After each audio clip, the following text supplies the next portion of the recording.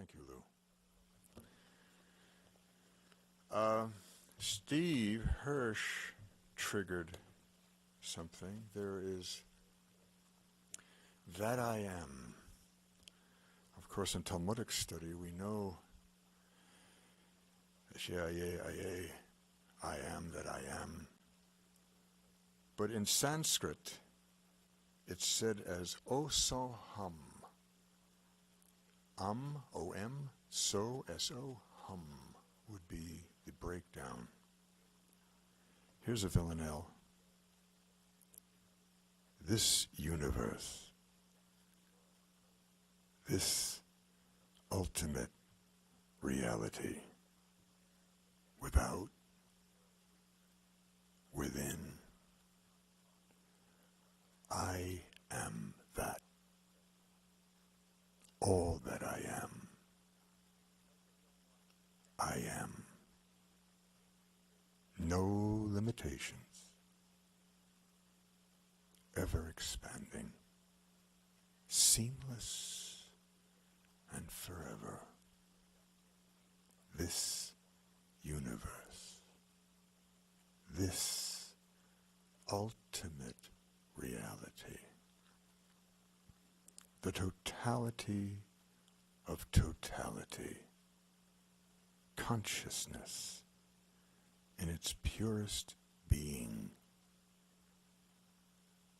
I am that,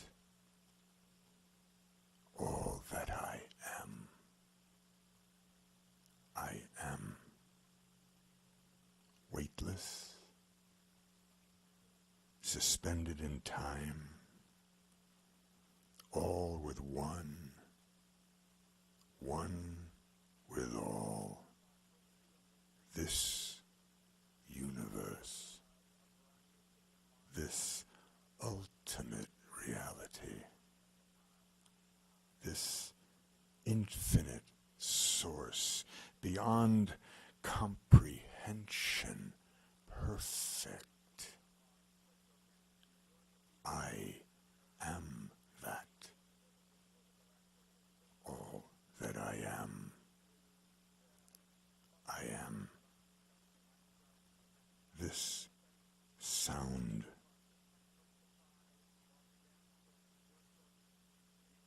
This light. This healing. This purity of heart. This universe. This ultimate reality. I am that. All that I am. I am.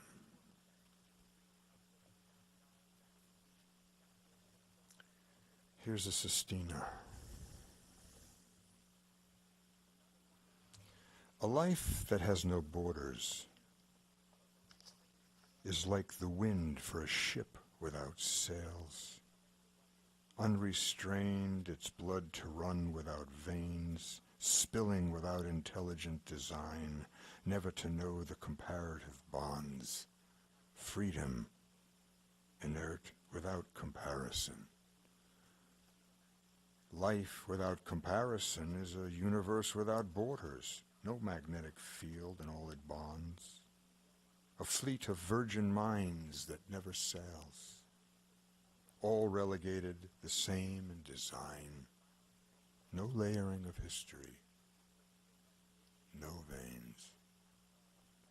Gold miners looking for veins, physicists looking for comparison, discovering proofs to our general design, our grand design. If random at a point enlarged has borders, it is this ship ever growing that sails, ever expanding, how it sheds its bonds. What about a word that bonds? From the heart, love, the pulse in our veins, freeing us to soar with galactic sails, without material comparison, spirit sharing light with all it borders, our heart in hand. This must be the design. If this does prove the design, and thus we free ourselves from all our bonds, this state of conscience will free our borders from our moods so deeply lodged in our veins, a light so bright beyond comprehension, with wings outstretched beyond the greatest sails. This loving heart, how it sails, so full of love and yet of light design, weightless yet strong with no comparison, based all on truth, the glue of life that bonds. And as this richness races through our veins, we choose to be within our borders. So, blossom sails, free thy bonds. This is the grand design within thy veins, love's comparison within thy borders.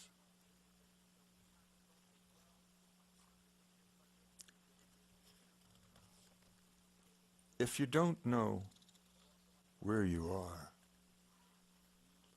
look for the sun. If you don't know who you are, listen to your heart. If you don't know why you're here, find your purpose. If you don't know how you came to be, study your origins. If you don't know when, look to the stars and realize you have always been.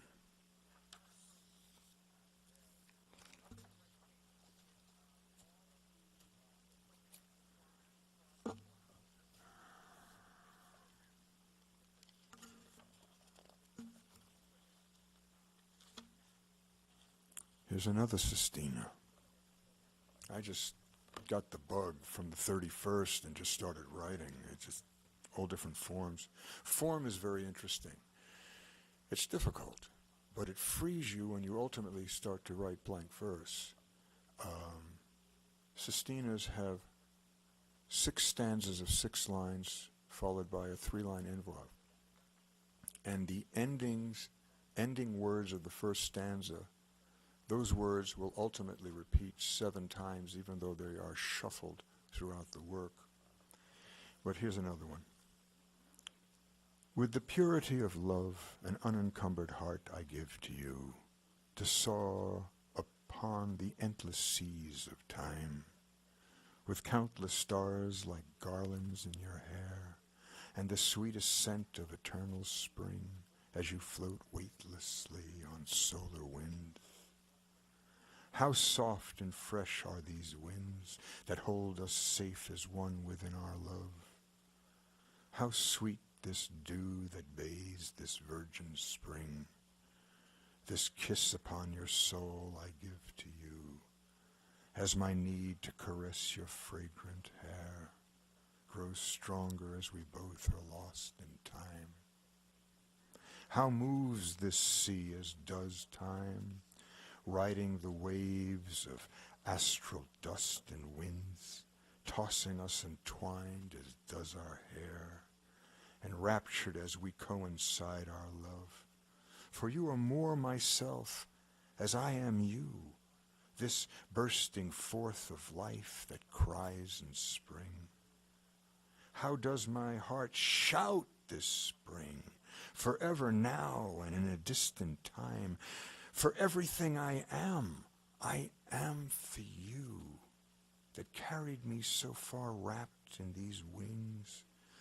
This siren song is sung about our love, so subtle as is light shine on your hair.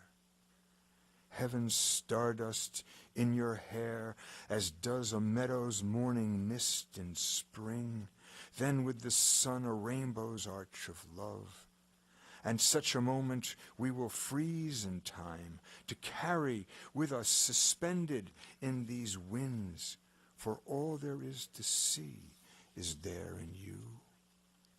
We and us and I and you, our skin, our eyes, our touch, our smell, our hair, this constant rolling ocean and these winds, ever-expanding bounty we call spring, this continuum that blesses us through time, this gift of life we share to be in love. You are rapture that is spring, a fine hair suspending our world and time, with winds to gently sway us within this love.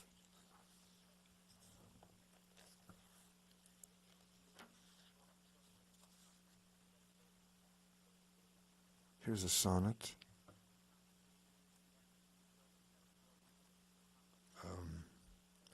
After Trump released 59 cruise missiles, which if I'm not mistaken are about 1 million something apiece, gone. That was just for posturing, so $60+ million.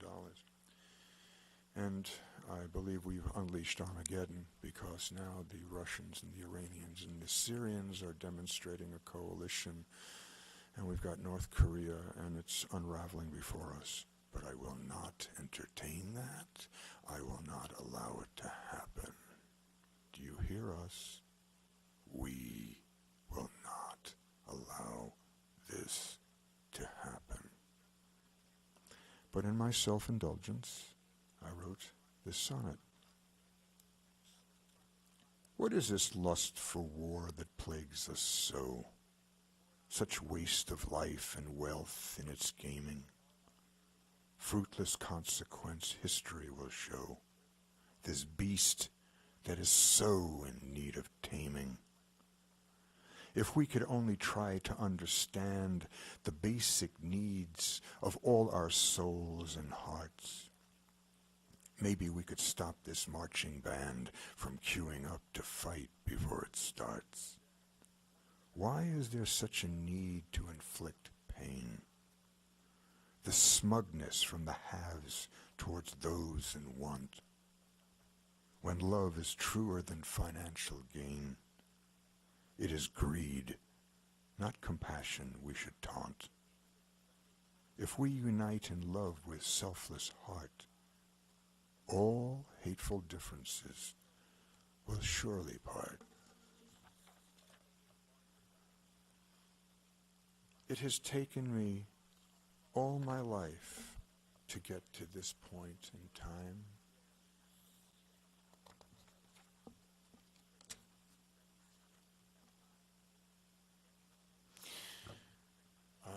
Before I hand the lectern to Dennis Agostini, I want to read something that, as a result of this, and it's amazing how we suppress pain for our own survival. I came out against the Vietnam War in 1964. I didn't want to. I was 15 years old and bought the whole thing. And my history teacher, God bless her, Mrs. Sherry, who inevitably demonstrated that she taught me how to think against the relentless tide, the tsunami. She picked me to say why we had to get out after the Tolkien Bay Resolution. Mind you, I had just been at a Met doubleheader, and they're flashing on the tote board this action that's happening in Tolkien Bay. And we're kicking the hell out of our enemy. Yeah! Sounds familiar, doesn't it? Well, I'm picked to say why we had to get out. And I'm going, oh, God, it means I'm going to have to work. I can't cite Mom and Apple Pie and Kate Smith. Rah, rah, this is... And don't let my indifference not queue up and defend the right, to defend democracy and the wrong of oppression. We have moral rectitude that has to require ultimate sacrifice. But when it's strictly for corporate gain and preventable, I subsequently did research and found an expose by a professional soldier, a soldier's soldier, a black beret, a completely demonstrated, dedicated career soldier who said, we can't win this. For us to win, we have to declare war. If we declare war, it's the Third World War, because the allies are the Soviet Union and China. So we never declared war.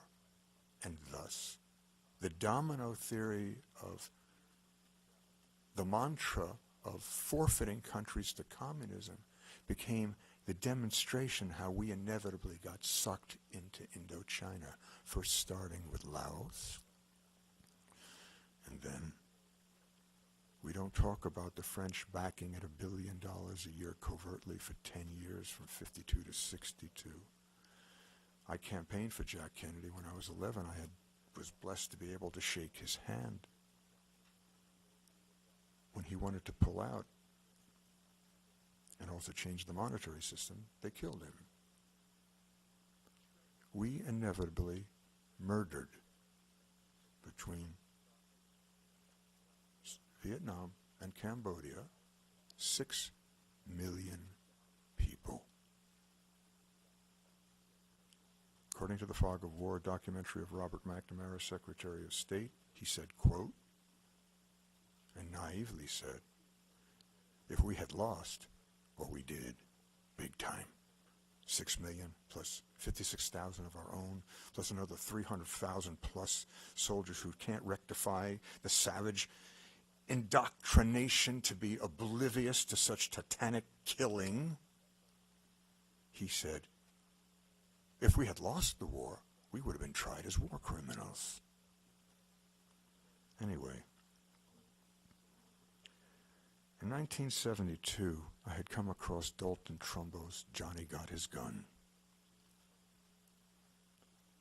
And I was so moved, I wrote this. Who remembers when we died and why? And set it to music. Come take my hand, embrace me, hold me close, and never let me go. Bring me deep into your warmth, caress me, for a war has left me cold. Deep in mud, I think of all our dreams. But soon the years will pass, and you will come to live the dreams we shared at my side, where flowers grow, and peace is all around us. Walk with me through barren fields of broken lives. Say goodbye. We're never coming home.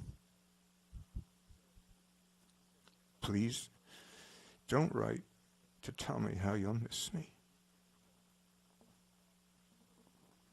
The days will pass, and you must let me go. Wars will end, and men will die like heroes. But who has won? We know who's lost. A country saved, a country tossed. The young must pay whatever side. And who remembers when we died and why?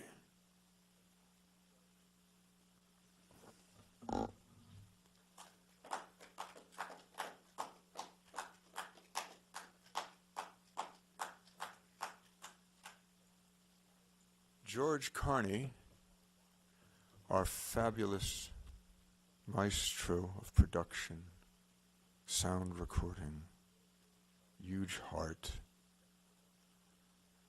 fabulous fellow human being, has facilitated this luxury for us to speak to you.